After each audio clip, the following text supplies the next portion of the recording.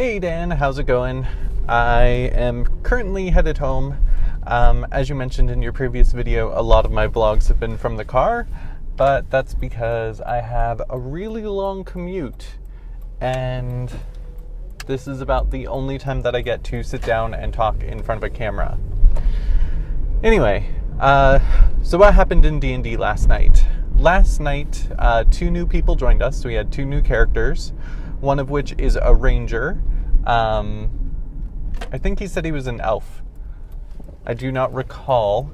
And then we had Jim join us, who is also a brass dragonborn, but we ended up calling him Dragonbeard because his character has a beard, and both Jims in our group were both brass dragonborn, so we needed to distinguish them somehow, so that's how we did it. So they arrived on the outskirts of this city. Rictavio was outside the city as well, looking for his large armored saber-toothed cat. So he was the first person that both Jim and Colin interacted with, basically just telling him, if you want to find more people like you, heroes, then you should probably go into the chaos that is the city at the moment. Rictavio went off in search of his saber-tooth armored cat, and Jim and Colin went into the city through the wooden wall that surrounds the outside of the city. They came upon the field where the cleric, Dale, had just been fighting with the captain of the guard. Him and Beardless Jim were just turning away to head back into town when Strahd appeared.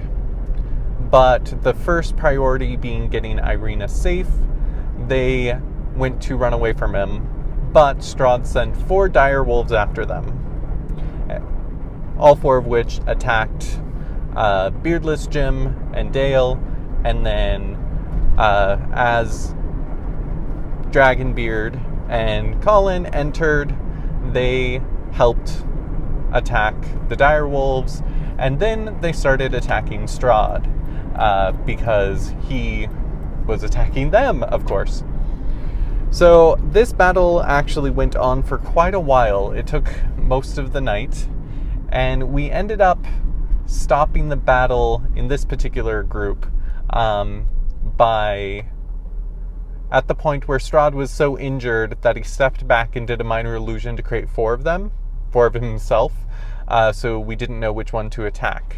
And that's where that particular group ended. The second group of us was myself and Kyle, so the monk and the halfling rogue. We went into the back of the Burgomeister's mansion to rescue Irina. We found her very quickly, which I was surprised. And so Kyle put her over the shoulder. I hopped in Kyle's backpack because I'm a 37-pound halfling, and we headed out. At this point, this is where Derek, our other rogue, came onto the scene, watching us as we came out of the back. But you have to understand that Derek was mesmerized, as you know, was mesmerized at your last night at D&D. This was his first night back. And as we charged out of the Burgomeister mansion, 2 vampire spawn were in front of us.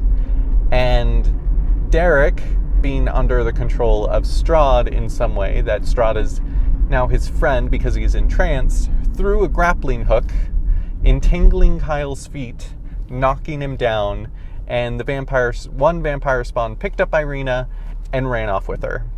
The monk then ripped off the grappling hook, tore it to shreds, and ran after that vampire spawn. The second vampire spawn attacked me. He succeeded in grappling me, something that Scott had been trying to do the entire time that he's been DM, and then rolled to attack because he wanted to do a bite attack with the vampires, which he has yet to do, and fumbled. And the fumble was that my character should get the weapon of the other, but since it was a vampire and he was biting me, you couldn't really do that. So I was able to escape and am confronted with a vampire.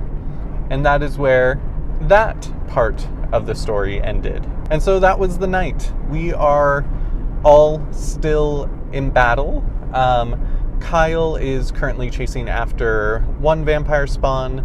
I am about to confront a vampire spawn all by myself, and the other 4 characters are currently attacking Strahd in the hopes of defeating him. But it was a very eventful night. It was a lot of fun. We really enjoyed ourselves, and the 2 new characters and 2 new people obviously fit into the group very well. So this week we also had the chance to pick apples over at the Apps' house.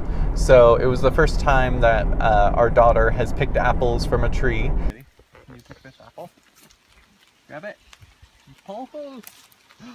Wow. Good job. Here, hold the bag, darling.